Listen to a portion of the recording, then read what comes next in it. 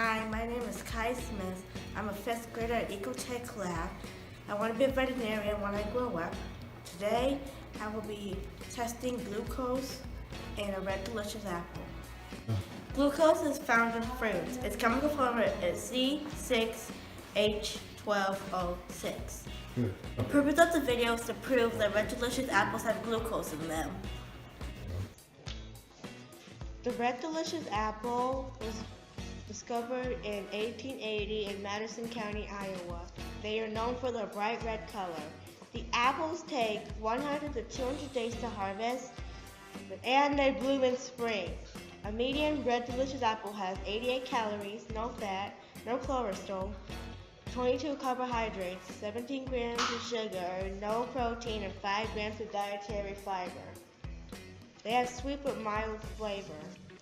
The phytonutrients and antioxidants in apples may help reduce the risk of getting cancer, hypertension, diabetes, and heart disease. The results of the experiment proved that red delicious apples have glucose because it turns into a reddish orange color. Coming to Ecotech Lab has helped me learn about animals and how to properly care for them.